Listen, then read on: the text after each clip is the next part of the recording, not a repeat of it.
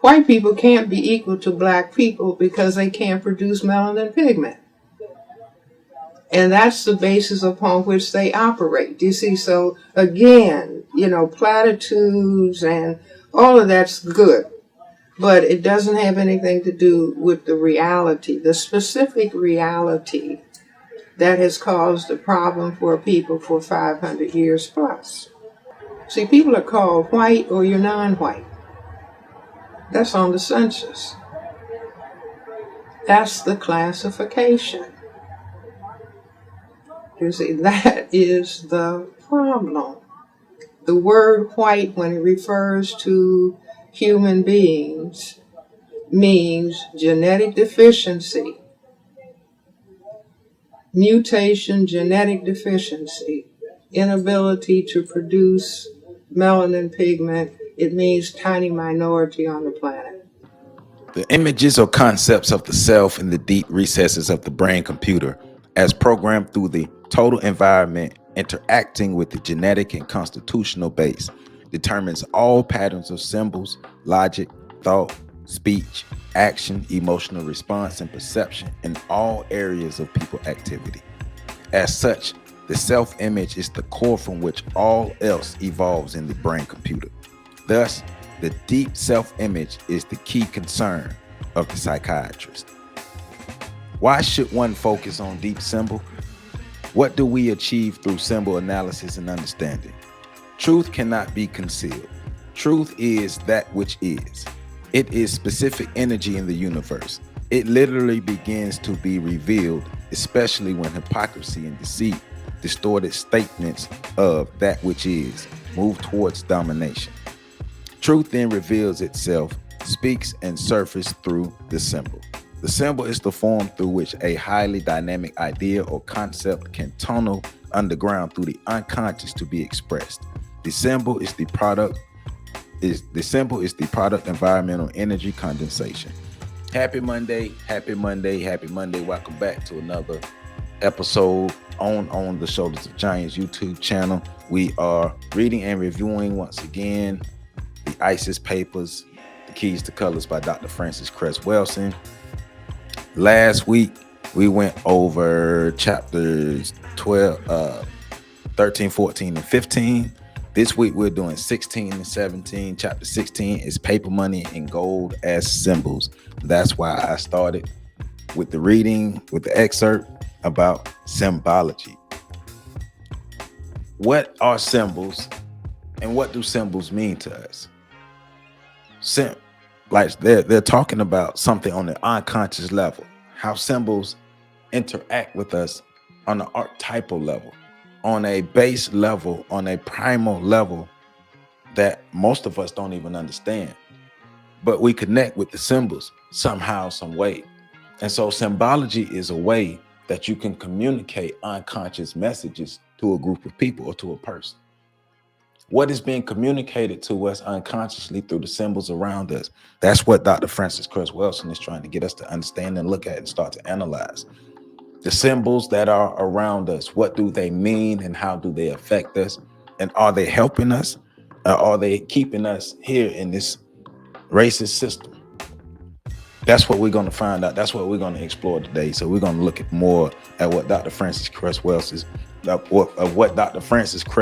is saying. Once again, paper money and gold as symbols. And this essay was written in 1980.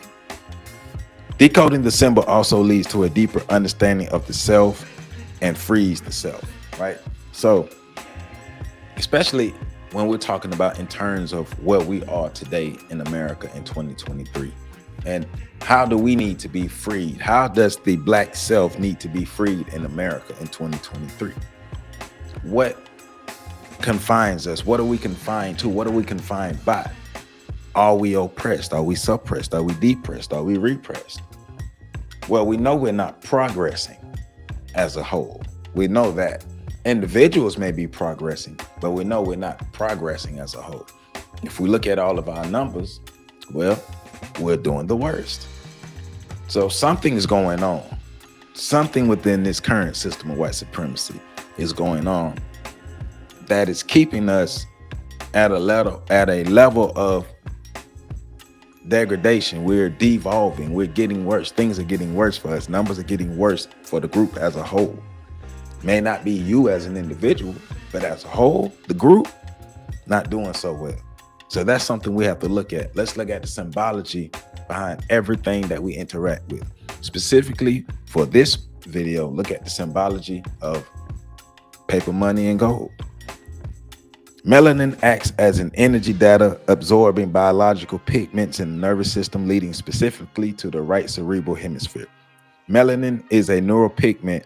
Melanin as a neuropigment has the capacity to absorb levels of energy activity outside the spectrum of energy frequencies processed by the 5 traditional senses: sight, hearing, touch, taste, and smell.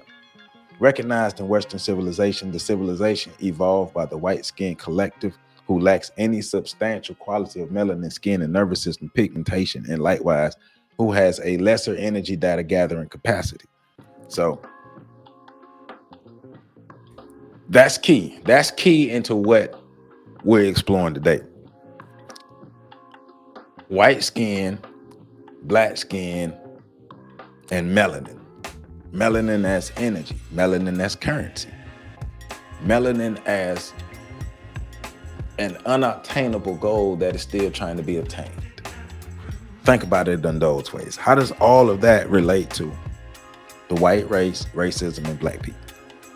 She say, now let us review some view. Let us examine now some views on money.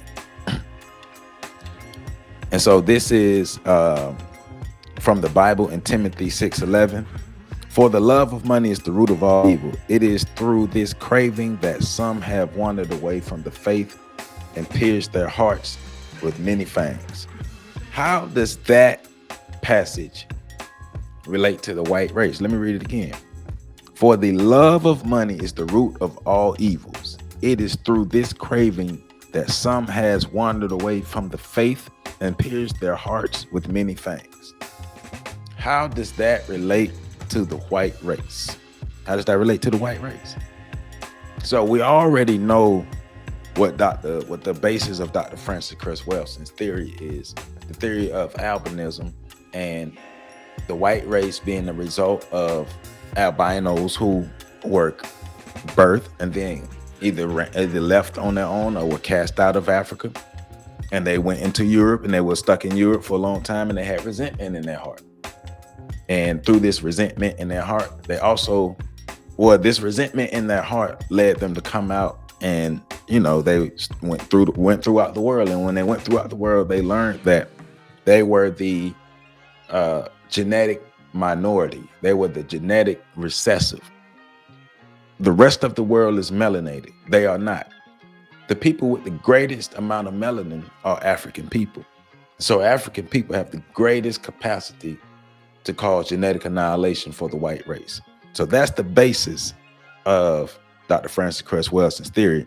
White people have a fear of genetic annihilation, according to her. They have a fear of genetic annihilation, and all of their actions and behaviors are to prevent the genetic annihilation from happening.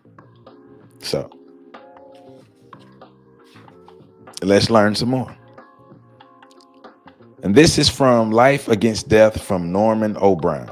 He says, no wonder economic quality is beyond the endurance of modern democratic man. The house, the car, the bank balance are his immortality symbols.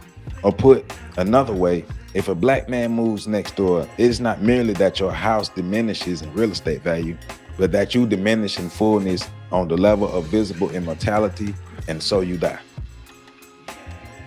This is from Sandor Francis. He says, even psychoanalysts is familiar with the symbolic meaning of money that was discovered by Freud. Whenever the archaic way of thinking has prevailed or still prevails in old civilizations, in myths, fairy tales, superstitions, and unconscious thinkings, in dreams and in neuroses, money has been brought into the closet connection with filth. So this is back to Dr. Francis Cress Welsing. She says, Francenzi outlines that in some detail in his own view of the transformation of erotic interest into monetary interest, wherein the individual ends by being able to possess something of color that has value, is hard and not soft. It neither has odor nor causes the person who touches it to be soiled or dirty.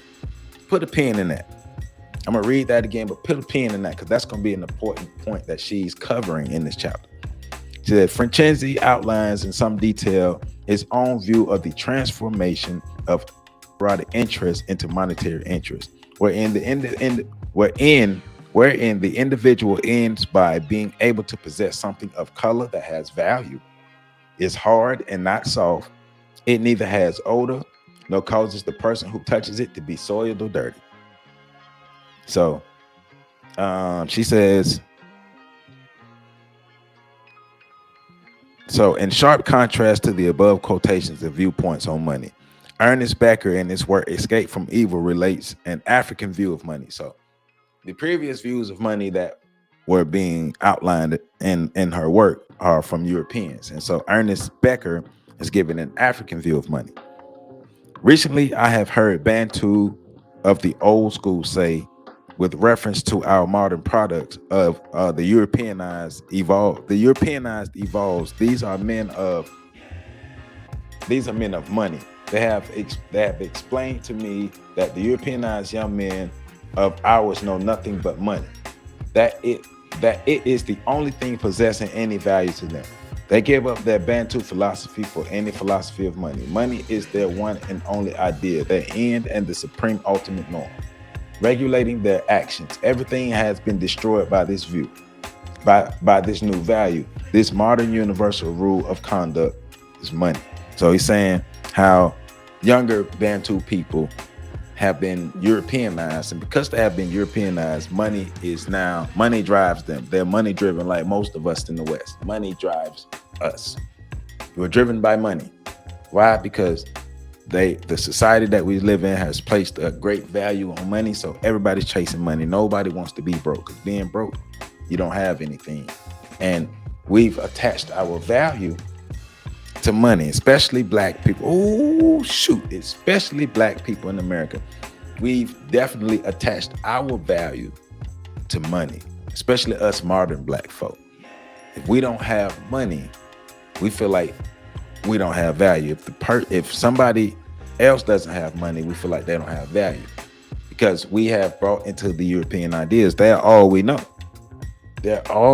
So yes, we've assimilated into European culture, into white American culture, and money rules. Money is God in American culture, white American culture. Money is God, and money has become our God as well. Look how money runs the churches. Look how money runs every aspect, the streets. Look how money runs the streets.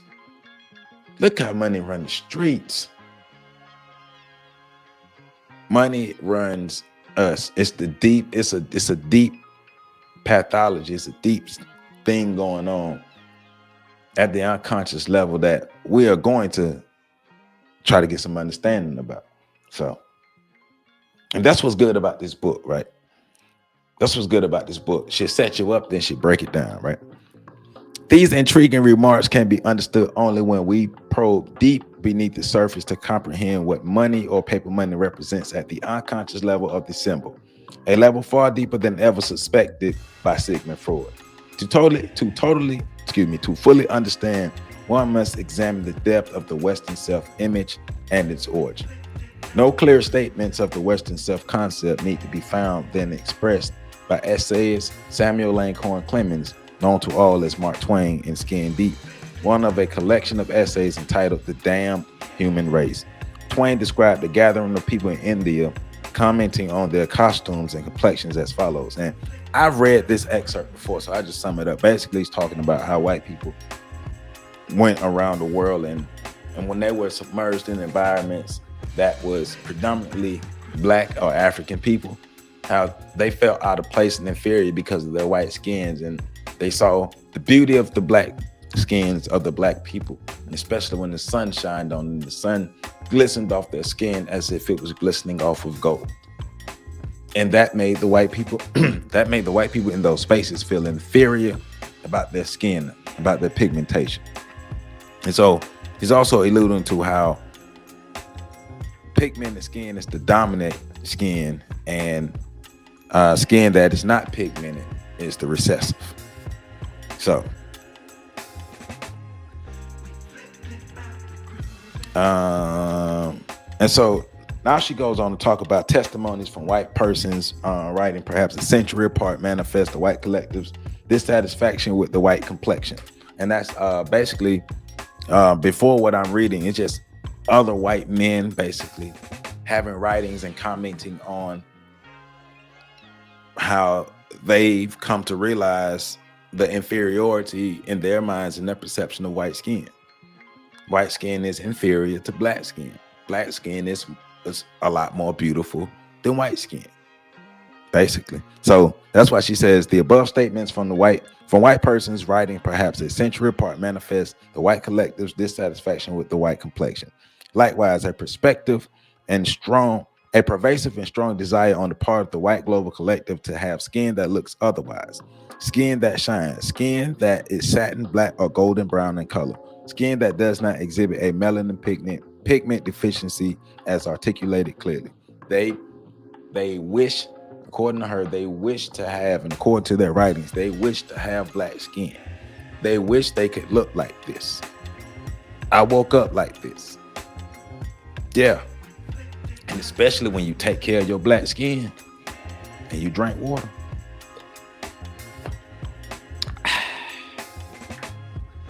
Yeah, you be glistening. When that sun hits you, that black skin is beautiful.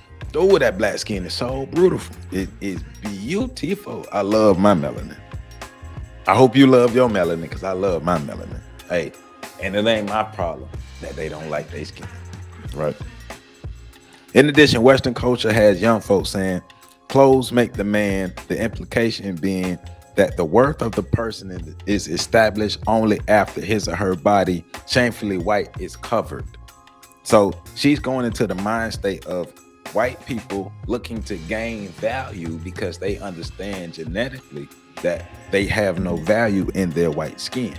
So they need things to cover up their white skin that has value so that can give them value, i.e. the clothes, the money, the cars, everything else.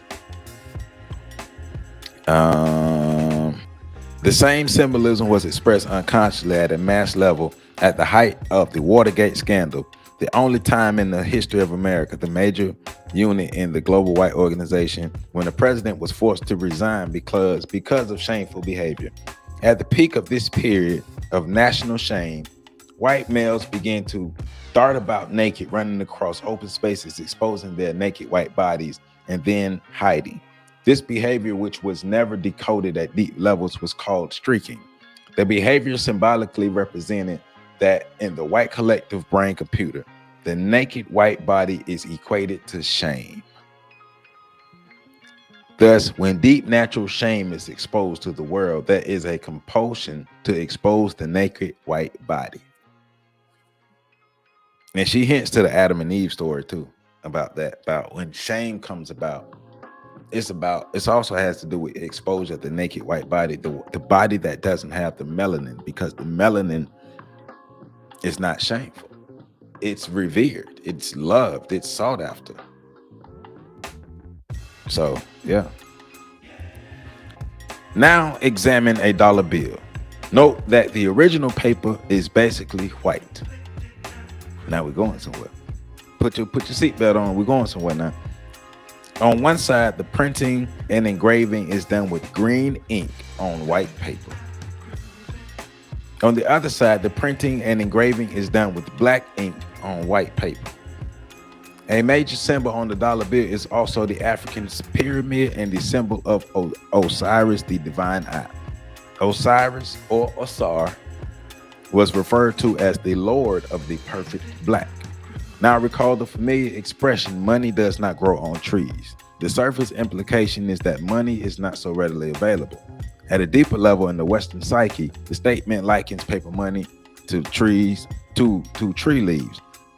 On one side of that paper money is green, and the money is in turn referred to as greenbacks.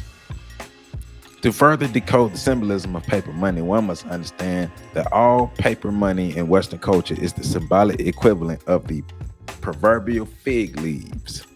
Western artists always depict fig leaves as the objects used to cover the genitals for the white bodies of Adam and Eve, covering their nakedness, their bodily shame. So, one good way white people can cover their bodily shame, like I said earlier, is to attain money. To attain money, attach their value to the money and attain the money, capture the money, have the money. Thus, you have value. And thus, you can have more value than those melanated people. Racism is about a race to gather money, power, resources, and land. Once again, racism is a competition between white nations or all nations, period. Racism is a competition between nations, period, but specifically was created and executed and improved upon by white nations, which is a race, a competition for money, power, land, and resources. To cover that shame, the side of American paper money engraved and printed in black symbolically and unconsciously represents the black, the melanin pigment, the skin that the albinos or whites should have possessed were it not for the genetic defect of albinism, the reason for which they were originally cast out of Africa by their black mothers and fathers. Further, it is no accident in the present-day capital of the global white supremacy system of Washington, D.C., that the vast majority of the people in the city are black, and that the paper money is printed by a large majority of black workers. In other words, black backs are producing greenbacks, which could equally be referred to as blackbacks. For in the minds of the white collective, whites should have black backs instead of white backs, and they should not need greenbacks to cover their white backs. I'm gonna read that again.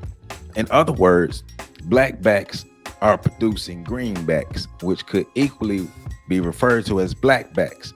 For in the minds of the white collective, whites should have black backs instead of white backs, and they should not need greenbacks to cover their white backs. A similar realization causes whites to tan as though the hue achieved through tanning is supposed to be their true color. Yeah. So when you have a quest for melanin, you want to be melanated. You wish you were melanated because you understand your genetic deficiency. Understanding your deficiency, you want to be melanated. You're going to do what you can to get as close to being melanated as possible. And if the money doesn't do it for you, then you got to go tan. You got to put yourself at risk of getting skin cancer just to look beautiful. Because melanin, kiss your melanin, it's beautiful. Studies of self-made wealthy men, for example, show an extremely high incidence of personal death and parental divorce, which resulted in a high degree of insecurity early in life. Many of these men as young boys apparently set out to amass so much money that they would never be left stranded again. They also were faced with assuming adult responsibility while still children, and they tried to prove to themselves and others they didn't really need to depend on their parents because they are seeking value. They want to be valued so bad. Ooh, they want that value. They want that value. They want that value. But guess what? They understand their genetic inferiority. So understanding their genetic inferiority, they are going to do what they got to do to get that value, but they will never get the true value. They will never get the true value because they understand at a subconscious level that they lack the melanin. So they got to take the concessions. Does this not parallel the experience of the rejected albino mutants who created Western civilization and culture? That's exactly what it parallels, and that's exactly what we talk about. All right. Money, like the fig leaves, is the symbolic covering of white bodily shame and is designed to give a sense of value when no value is present. What I've been saying. It's what I've been saying. Its immersion in shame and valueness operates at a level unavailable to unconscious thought. Money is considered at surface levels of the white or Western psyche to have high value, which is like saying that white is genetically superior. However, because in deep reality, money is designed to cover white bodily shame and represent shame, the real value of the money will always rise and fall. The latter means that in reality, money is worthless and debased, which is the same as tanning the white skin after saying that white is superior. Hey man, it's something in their mind that they got to deal with. That ain't for us to deal with. We just need to understand. We just need to understand how they operate, but it's for them to deal with. As long as we understand who we dealing with, right? This reflects the fact that while whites are saying they are superior, they unconsciously feel inferior to the melanin pigmented global majority. The concept of white skin superiority is the same as inflated money worthlessness. They really, really, really want the value. They really want the value. They really want the value. They really want the value, but they understand at the subconscious level they would never have the value. All right, so this discussion brings to mind a seminar I attended while training to become a child psychiatrist. The esteemed father of child psychiatry and the program director of the seminar, Dr. Reginald Laurie, concluded while evaluating the cause of a black child that the reason the child hated himself and the reason black people in general hated themselves was because he was the color of feces. Of course, and Dr. Welsing is saying this, of course, my strong objections at the time did not change the basic logic of Freudian psychoanalytic theory, which many black professionals have learned by rote, internalized and projected into their black patients. What Dr. Laurie following Dr. Freud had done was state that melanin pigment was the equivalent of feces, basically. That's basically what they're saying. This doctor was saying, and Freud is saying melanin is the equivalent and the color of feces. It was easy for the white psyche to state consciously that it desired to be tan like fecal matter than to admit consciously a desire to have melanin pigment and to be like black people whom whites in psychological compensation hate to the base. But that's interesting though, right? If black skin is inferior, black skin is bad, black skin is dirty, black skin is the equivalent to feces, black skin is the equivalent to shame, black skin is the equivalent to all things bad, why do white people go to such lengths to look black, to be as dark as they can be? Because we all see Donald Trump, like I said it before, I said it again, Donald Trump running around here looking like pork and bean juice. He's looking like the color of pork and bean juice. Hey, but he not the only one. There's a lot of them, them, like I say, them older, them older white women. Older white women, after a while, you say they've been tanning for over 10, 20 years, and that chest be rusty.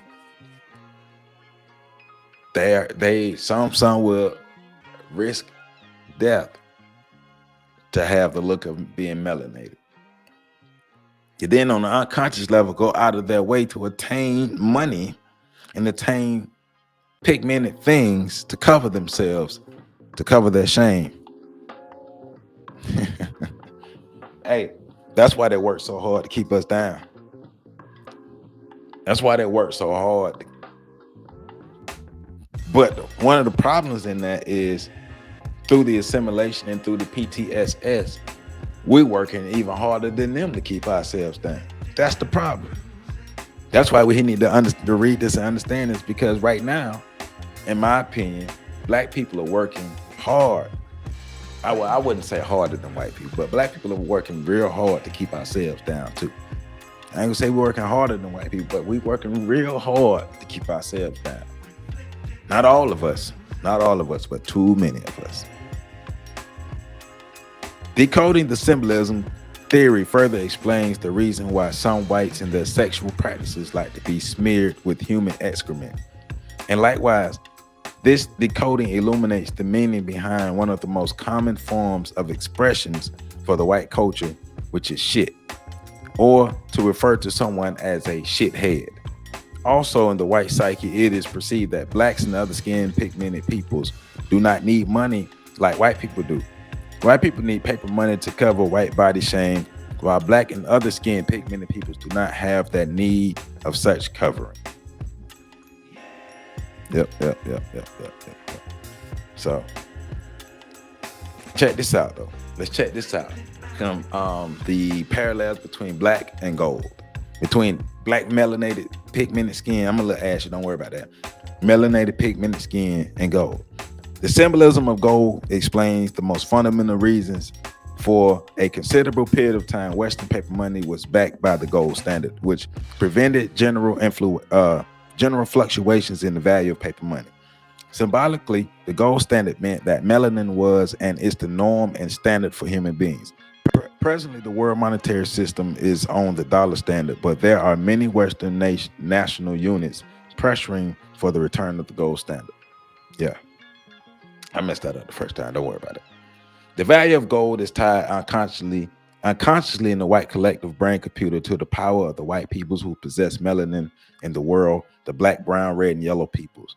When global events shift to indicate that white is not really superior, and in the Iranian hostage taking, the white skin collective experiences self-doubt, and the deeply repressed sense of white genetic inadequacy begins to break through the apparatus of the white psyche.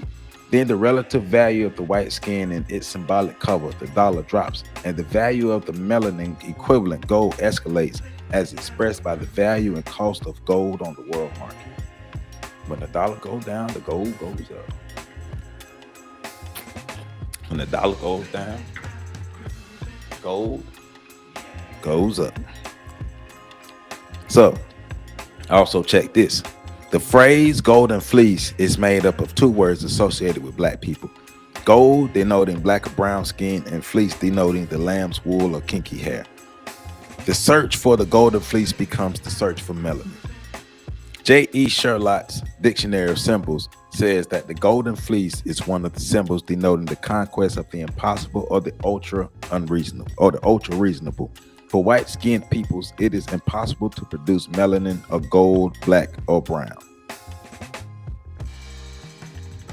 She also goes on to say, Israel Regardie reveals in the Philosopher's Stone that the word alchemy is an Arabic term consisting of the article al and the noun chemi. The noun chemi refers to Egypt, whose Coptic or Ethiopian name is Kim or Kemet. Alchemy would then be translated as the Egyptian matter or that which pertains to Egypt. The term alchemy could also be translated and understood as the black matter or that which pertains to the blacks or that which the blacks are able to make or do.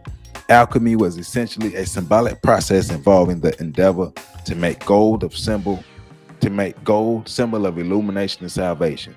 More specifically, the attempt was to convert lesser metals such as silver and lead into gold, so turning base metals into gold. The lesser metals can be translated as the less desirable skin color or white skin color. So alchemy, or even like everything basically she's getting at, everything the white people are doing is like their symbolic alchemical process to transmute their white skin into a melanated skin through every other mean except the genetic mean, because if they threw it through the genetic means, then they will wipe themselves out. So every other means and every other route that they can take to using a metaphorical alchemical process to make their white skin as melanated as possible, they would do that. But they can't do the biological process, because then they will actually be engaging in the act of genetic annihilation. It is of even greater symbolic significance that the special wisdom, knowledge, power, and abilities of the Egyptians, which the Egyptians alchemists had hoped to duplicate, was thought by Europeans to be associated or contained with the Philosopher's Stone. Now check this. The alchemists desperately sought to find or get a fragment of the Philosopher's Stone, as it was the prerequisite for turning lesser metals into gold. So you had to get your hands on the Philosopher's Stone, because that's going to show you how to turn base metals into gold, right? The Journal of Human Sexuality reported the pelvic congestion syndrome in men. Pelvic congestion syndrome in men. That the word stone in the language of the ancients means testicles. Testicles contain the genetic material in the context of the decoded system of gold. The alchemist's search for the philosopher's stone can be translated as the search for the testicles that contain the genetic potential to produce the satin black and gold brown skin color, or melanin. The word stone, meaning testicle, even comes down to the present in such language expressions as stone ache, which is a colloquial term used for testicular aches, for stone aches. Okay. So the central pathology of logic and thought spawned by Western civilization is the lack of white self-appreciation predicted upon the self-fundamental inadequacy of the white genetic makeup. This lack of self-respect has spread whenever Western civilization has gone and now infects all of the peoples of the planet. As we move through this period in which paper money and gold are increasingly difficult to obtain, even for many white-skinned people, it is now possible, with its symbolism decoded, to understand why blacks and other non-whites will continue to experience difficulty obtaining paper money and gold. Because basically what she's getting at is, in order for black people to have that same ferocity about attaining paper money and gold, you basically have to assimilate the white culture. Because it's not in us innately, and it's not in us historically, genetically, unconsciously, to chase money or put value in money the same way white people do. And so for us to put the same value in money, or to have the same drive for money as white people do, we have to assimilate the white culture. We have to be conditioned to think white and to exist in the white culture, in the white environments, and have that white mindset. Have to have the same mindset of the, as she says, the albinos who came out of the cave, who are looking for world domination to protect themselves from genetic annihilation. You have to adopt some of that mindset. That's what she's saying, to have the same drive for money as the white man does. Now that, in my opinion, she's not saying that you have to, she's not saying that if you don't have that drive or that mindset, you're going to be poor. You have to be poor, or it's historically accurate for black people to be poor. Because we can look at through history and see that even before white contact, black people had wealth, but black people never put the same value in wealth that white people did. African people used what they had, and it had value, but not the same type of value. It didn't give them value. Wealth didn't give the African people value before white contact. After white contact, wealth gives African people value. Why? Because wealth has always given white people value. That's what she's saying. So when you assimilate the white culture, you're going to pick up a lot of the things that they do that won't serve you. But like the last part, she's saying, one of the reasons why black and other non-white people are a lot poorer than white people, because we don't value money the same. We don't chase money the same. Money isn't our God. So, yeah. All right. So, chapter 17 is the symbolism of boxing and black leather. Hey, this chapter is interesting. That's all I'm gonna say is this chapter is not for the children. Okay, this chapter is not for your children. So if you haven't talked to your kids about sex, don't let them listen to this, or you're gonna have to talk to them about sex, and you're gonna have to talk to them about a type of sex that you might not be willing to talk about. All right, so let's get into this. Like I said, the chapter is the symbolism of boxing and black leather. And remember, we just got through talking about testicles, black testicles, the genetic material in black testicles, and how white men have always valued black testicles and the genetic material that are contained in black testicles. Remember that for this chapter. Remember that for this chapter. The global practice of white supremacy encompasses all patterns of symbol, logic, thought, speech, action, and emotional response in all areas of people activity, for those self-defined individually or collectively as white.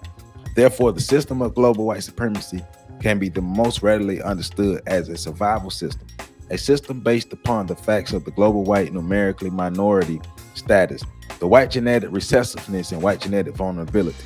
It is also important to comprehend that it is a fear system, a system that is consciously or unconsciously aware of its genetic vulnerability and fearful of its genetic annihilation. All right, she always set the stage. She always set the stage. Like the symbols discussed in the preceding chapters, the sport of boxing in the white supremacy system and culture is yet another instance of specific behavioral and objective symbolism that manifests the collective white concerns of its genetic vulnerability. All right. Much of the motivation to write this essay came from the heavyweight boxing championship fight between Larry Holmes, the undefeated black champion, and Jerry Cooney, the number one white contender and subsequent loser. Race was the major and overriding concern in this contest, with Cooney portrayed as the white hope or the great white hope. The real fight took place with the atmosphere created by the series of the Rocky movies. And let me just say, I never liked Rocky movies because it was not believable. You put a Rocky movie on, man, I'll holler at you. In these fantasies, Sylvester Stallone plays the white fighter in the red, white, and blue trunks who is always victorious over his black challenger. Rocky just not believable. Rocky is just not believable. But she's going somewhere with this, with the boxing. She's going somewhere with this boxing. Remember, black testicles. What is black testicles?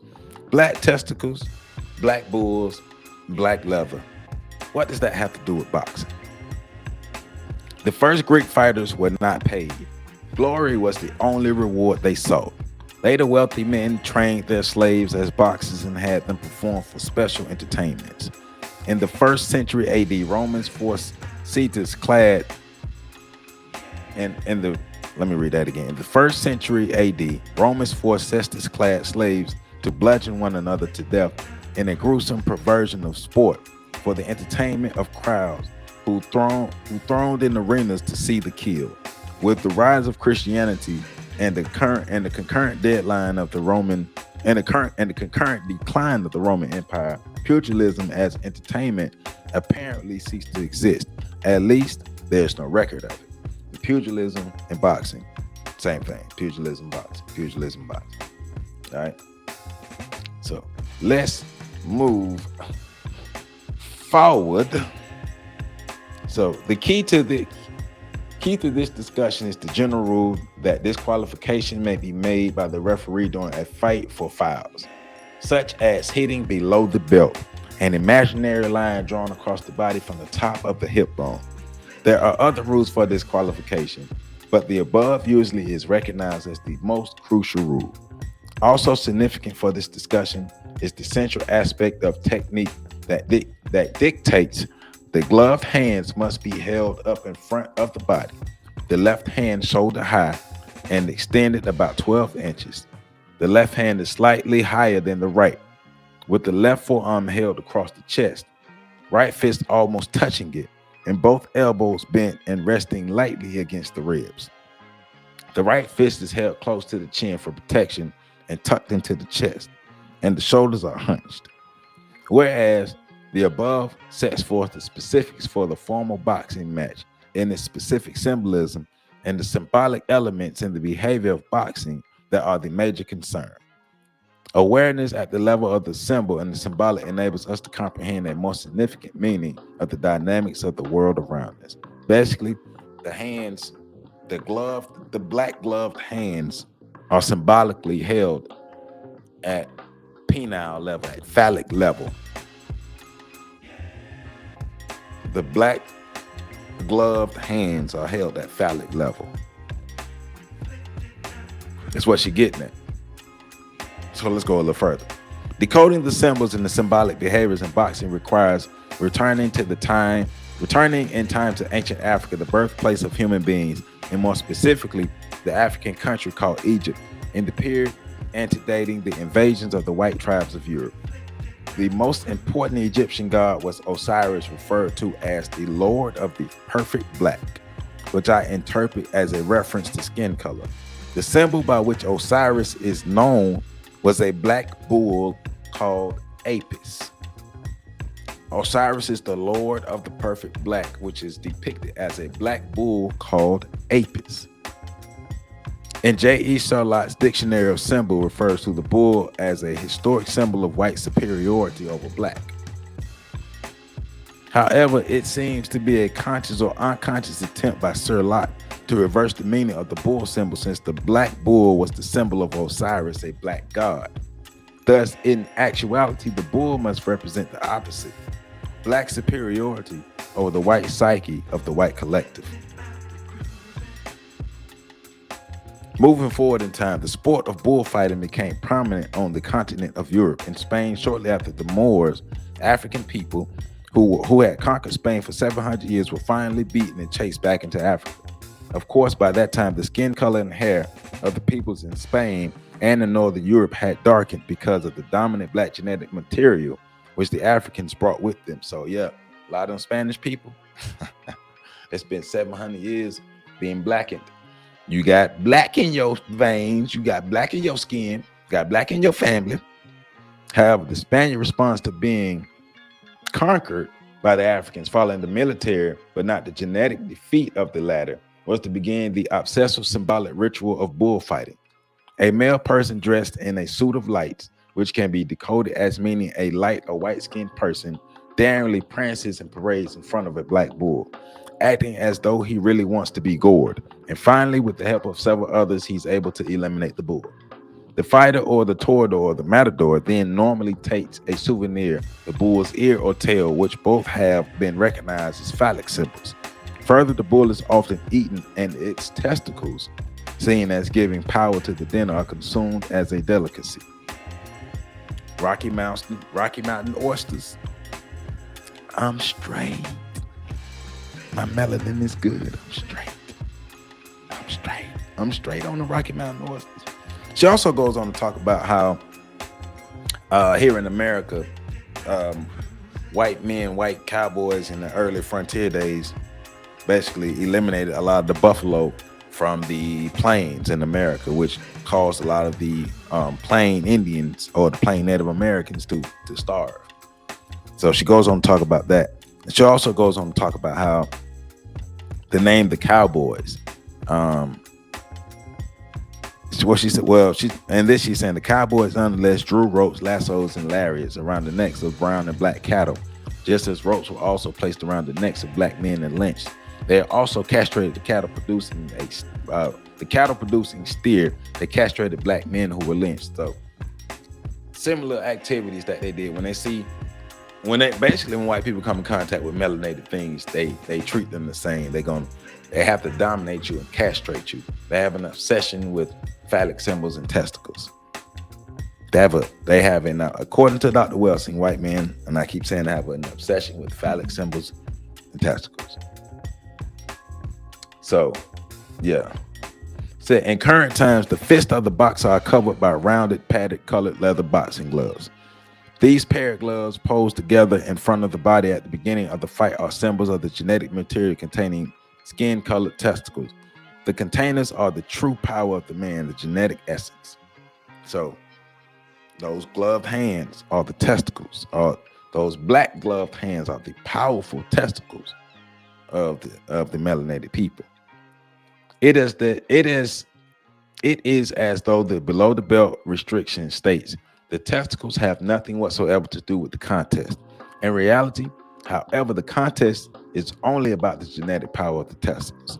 Some investigators also view the paired feet, are often leather covered, as symbols of testicles that are in parallel alignment with them. The awareness contributes to a deeper understanding of the foot, and the shoe fetish is seen in the global white supremacy system culture. Yeah, and then, a lot of freaky stuff, a lot of sexual stuff and freaky stuff is paired with black leather. Black leather is associated with power and strength and domination. You ever notice that dominatrixes always wear black leather? Black leather is associated with power, strength, and domination. Lord of the perfect black. Power, strength, domination. Power, strength, domination. That's how black leather is viewed. That's how blackness, black skin is viewed. And if you want to have power, if you want to dominate, if you want to win, you have to have as much melanin as possible in the white psyche. Remember, this is all in the white psyche. According to Dr. Welsing, this is all in the white psyche. If you want to dominate, then you have to resemble as much of the melanated peoples as possible. If not, you will forever be inferior. And their quest is not for inferiority. Their quest is for money, land, resources, and power. Racism is about money, land, resources, and power to cover up the shame of genetic inadequacy. In the recent Holmes-Cooney fight, the canvas was colored red, white, and blue. This is significant because these three colors, red, white, and blue, are the most important symbolic colors in the white supremacy system and culture. As manifested by the colors of the flags of the majority of the white nation states, the flag on the pole symbolizes the lateral view of the phallus and the testicles, the colored cloth representing the testicles. The red, white, and blue cloth symbolizes genetic material that produces white skin, through which can be seen red arteries and blue veins, hence the expression blue bloods, a phrase which means that the skin is white or pale enough for the blue veins to show through. Blue veins and arteries typically are not visible through melanated pigmented skin.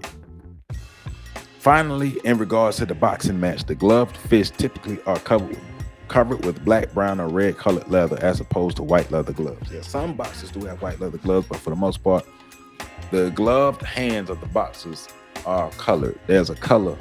Women sometimes wear pink, but it's all colored gloves.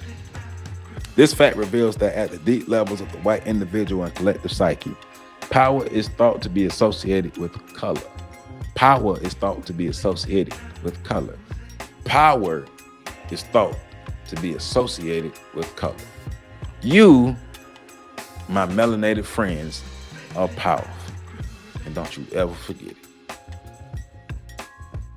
Skin color as opposed to the colorless white skin. In the final analysis, it does not matter which boxer, white or non-white, is the winner at the surface level.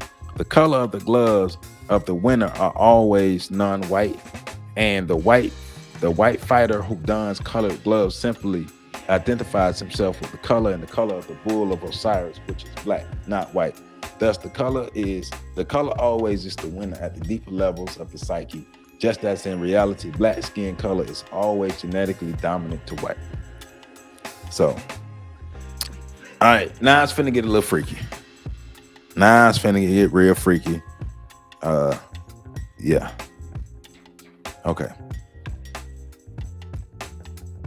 Additional support for my theses is found in an article entitled MD Describes Fisting as Caring Sexual Practices in Psychiatric News of the American Psychiatric Association of June 1982. The article reports on the work of Thomas Lowry, MD, chief of the psychiatry department at the Kaiser Permanente Medical Center in Vallejo, California, and Gregory Williams, an occupational therapist living in San Francisco. Lowry created the term brachioproctic eroticism to describe the practice known as fisting. So, brachioproctic eroticism is using the fist. So, she says, Chapter 6 explains that male homosexuality is based upon the conscious and unconscious sense of male substance deficiency. So, for greater clarity, the fist and forearm in abstract form constitute a ball at the end of a rod or stick. This abstract diagrammatic form resembles the lateral view of the male genitalia. The questionnaires for the data collected by Lowry and Williams were distributed in leather bars along with other places frequented by homosexuals. Leather bars are settings where mostly white male homosexuals are dressed in black leather and or engage in various forms of interesting behavior. We're just gonna say. and various forms of interesting behavioral sexual activity involving the use of black leather. Okay. The wearing of leather and the preoccupation with the use of leather objects, including boxing gloves, is the subconscious and unconscious return through symbolism to the white collective's perception of the dominant genetic power of the black male. Therefore, for men who consciously or unconsciously sense themselves as deficient in male substance, to act out symbolically and to don or to internalize symbols representative of the highest standard of male power or blackness is logically correct, if not logically necessary. So no matter the orientation, sexual orientation of the white men, they will some way, somehow do what they need to do to cover up the inefficiencies or to deal with the genetic inefficiencies. And she's saying in the case of people with alternative lifestyles, that's what leads to donning black leather and ingesting colored substances as a subconscious attempt to gain value or rid themselves of the idea or the feeling or even the sight of a genetic inferiority. Dr. Welsing goes deep. Dr. Welsing goes deep. But the main thing about this is what she's getting at is that we need to understand the symbology of everything that's around us. Like I said in the beginning, symbology is important. Symbology speaks to us. Symbology is a language. Symbology is a whole conversation sometimes, right? And we engage in that conversation unconsciously. It affects us. The unconscious mind is greatly affected by everything that we experience. And that's why it is important that we be careful what we indulge in and be careful what we ingest through our being. But also, that's why it's important to understand symbology as much as possible. Understand white supremacy as much as possible. Understand how it operates, why it operates, when it operates, where it operates, who benefits from it, who doesn't benefit from it, why it's continuing, why people are still fighting for it. Learn everything you need to know about white supremacy. All 9 areas of activity, all 9 areas of human activity, how racism affects. We need to understand that everything about it because it's affecting us on a subconscious level that most of us may not even understand. And if you don't understand the system of white supremacy, what it is, how it works, and everything that goes along with it, everything else you would try to understand will only confuse you. Then you're going to be out here feeling crazy because there is no progress in confusion. I repeat, there is no progress in confusion. If you haven't read the ISIS Papers, The Keys to Colors by Dr. Francis Cress Welsing, and you are looking to have a better understanding of racism, you need to get on it. But remember, Dr. Welsing, like all of our other scholars, educators, master teachers, elders, our ancestors who became before us, they didn't give us this information for us to just retain it and parrot it. No, they did not. If you're a person who just retains and parrots information, this channel is not for you. This channel is for people who gets the information, learns the information, understands the information, and applies the information to their everyday life and to the collective lives of the black people who are surrounding them. Why? Because they gave us this information to help us improve our lives, not to just say we have the information. So if you're not using the information, you tripping, you need to get up, get out, and get something. All right? I am Joseph Ward. Happy Monday. I hope you enjoyed your Monday. I hope you had a great, fruitful Monday. Start your week off great. That's why I drop these on Monday. I start my week off great every Monday. Love you all. I love you all. Love you all. Make sure y'all catch the next video. I'm out.